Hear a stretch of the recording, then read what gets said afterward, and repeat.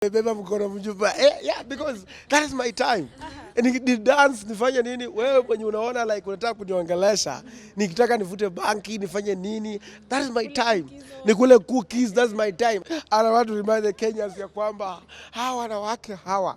wanawake they are very unique people because number one, wanawake, mwanamke anaweza kupenda wewe instead aenda aibie wale wanaume wengine analetea wewe mnakula pamoja. Uko tayari? Sasa mnaweza kuwa surprised that kumbe hiyo mimi ndio naenda kutoka kwa maziwa. One thing I always tell the people that if you cannot follow my way of doing my things, leave me alone.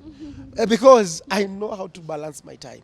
Number one principle that I said, today I will never drink alcohol during the daytime. Daytime is my day. If I do that, I'll be doing a lot of maybe I can say, I don't know what I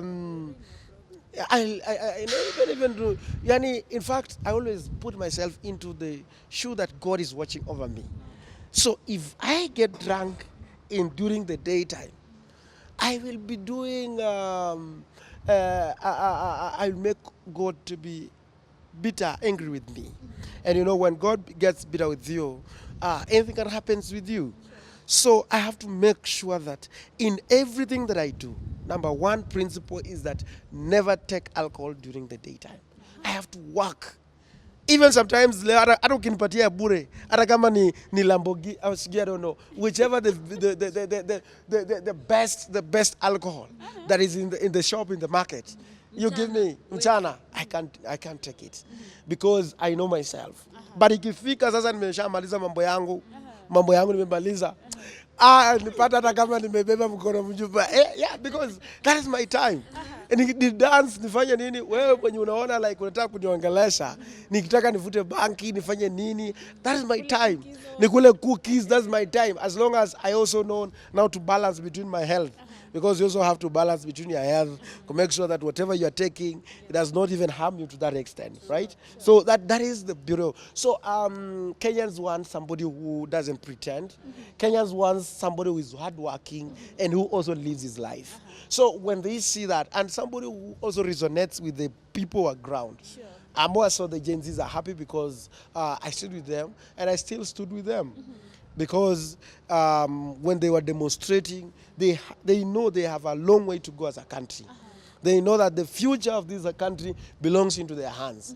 So if it happens that today the country there's no more country, there's a corrupt country, there's no country that people can account for whatever they have been given, then they know they are the ones who will suffer. So when they saw like I stand with them, I speak my mind. But they definitely I like no one can control me. I speak my mind always. So that is what makes me. Alafu pia mimi ni social, sina madharau, sina nini, niko tu venye umeniona. Bora nisinichokoze. Still on that Kamba Festival, you saw you with Mike Sonko, Karen Nyamu pale. Tueleze kuliendaje vibe? It was fun. Yeah, Sonko was so happy with me. Hadi akakuja akaamuka akanisalamia kama amesimama. Yeah, that tells you that there are so many people who loves me, by the way. Hata Karen Nyamu nilikuwa nimetoka akaambia pia wake kuja salamia Salasya Mheshimiwa Tabitha. So many people loves me, and that is me. And I thank God for the grace of just being lovable, being natural, and managing myself. I try to manage myself. No one can manage me. I manage myself because I know myself. I know who I am. Mheshimiwa, there's a video that has been trending out of Kamba Festival, and which video? There is a video of Karen Nyamu dancing, and of course people were talking against Mike Sonko. Mike Sonko akajitokeza akasema kosa iko wapi? Sijui kama umeona hiyo video. Yeah, number one, let me tell you guys, people should have fun.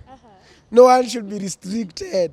I think what the problem with Nyamu, why people hate Nyamu is that she protects what is not needed not to be protected.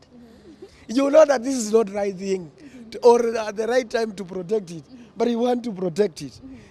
I think maybe she came and talked about the issue to do with Adani, and people are against that thing because it's a national security asset. Yeah, so the finance bill, but Karen Nyamu, she's loved by people. And Karen Nyamu, she's a big person. In Nairobi, she's a very big brand.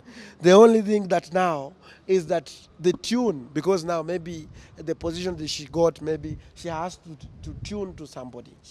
She has to please somebody. But what I can tell is that Nyamu, she's sociable. She's somebody who loves people. But now, sometimes she's forced. But I think I want to advise Karen Nyamu that you have a bright future. You have a bright future, and you must start now beginning to look at after 5 years from now, in the next 2 years from now, where would you want to be? Yeah, and this is going direct to Nyamu that you have a bright future. But now, just now to look at yourself and say that people loves you. If Nyamu today, if she walks in the right trajectory, even if she wants to become who in this Nairobi, she can become. Because number one, she likes where people are. You know, many politicians don't like where people are. But despite all, by the way, I'm like, oh my goodness, Nyamu, you have a bright future. Just sacrifice one thing. And they say, yes, I'm a nominated senator. But tell your president, like, if like things to do with Adani, this is wrong. Things to do with the finance bill that was there. No, president, we are your people. We respect you. But with this one, no, we are saying no. Listen to the people. It should be, in fact, if Karen Yam can package herself well in a manner that to be the voice of the president on the ground, she can do a big job, the Lord's work. They always say the Lord's work, right? The Lord's work, right? The Lord's work. Watu wa Twitter, watu wa X ndio wanasemanga the Lord's work. There is a lot of Lord's work happening on there. So Karen Nyamu can do a lot of Lord's work on the ground by listening on the ground and saying, my Gen Z. Because she mingles with the Gen Z, but she's unable. But she resonates well with the region. But now she's unable. If she can communicate that message and say, no, me na mingle na these people. President skiza ground inasema hivi na hivi na hivi. Hata saa yange kuwa namwambia president ulisema that tuko na 3 years to work. Amwambia hapana, president unadanganyiwa. Sio 3 years. Saa hii hata sio 3 years, saa hii ni tunaenda election. Ni 2 years and some months. Na unajua Kenya, siasa ya Kenya inaanza hali 1 year. So we only have 1 year to work. The rest ni mambo ya kukimbia kwa ground. So it is time now not even to promise. It's not even now time to go to the stand on the platform. It's time now to go and work and say that Wakenya wasikize leo president squeeze amechange. Leo tu ni mtu wa kusema na kutenda. Sasa saa hii ana accomplish ile ambayo alipromise. And I think that is what is really needed.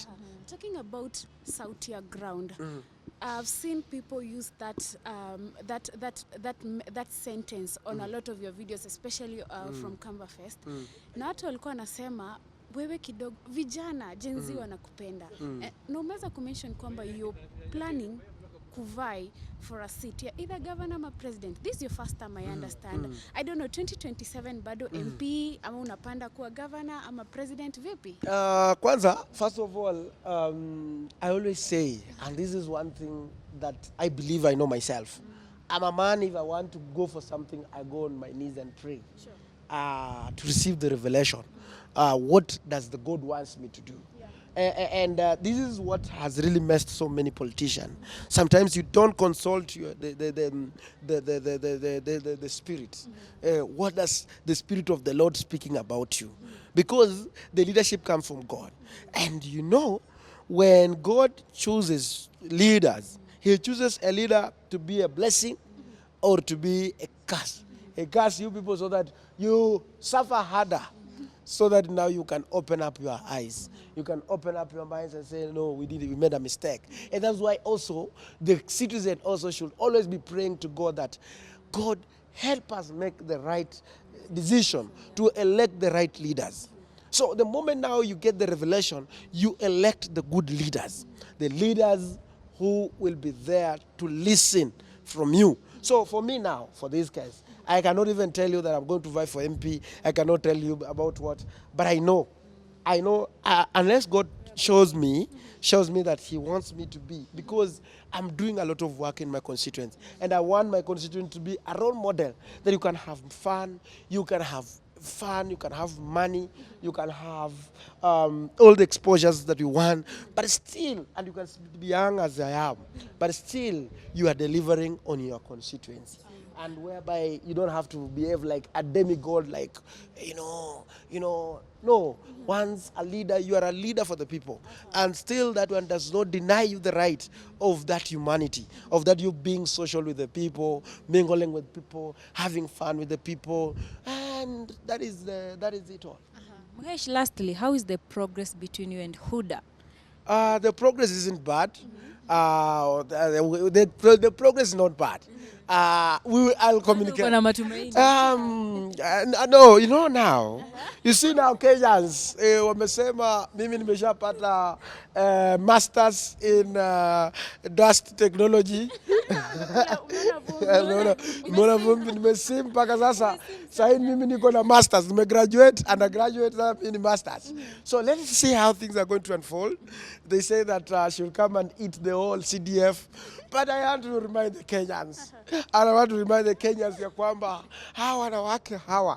wanawake, they are very unique people, because number one, wanawake, mwanamke anaweza kupenda wewe, instead aenda aibie wale wanaume wengine, analetea wewe mnakula pamoja. Uko tayari? Sasa mimi mnaweza kuwa surprise that kumbe hiyo mimi ndio naenda kutoka kwa maziwa. Tunakula maziwa pole pole. Let me ask you, when was the last time you guys talked? So wewe hiyo sasa ngoja, Kuonesha DM. Ai wewe hiyo hapana, hiyo utangoja kwanza. Hiyo ngoja. Hiyo usiwezi mwanga mtama. Hiyo ngoja kwanza. Ukikataliwa itakuwa vipi? Ukikataliwa. Tuna move on tu sasa, tuna move on. Life kwani utakatalia mahali pamoja? Una move on.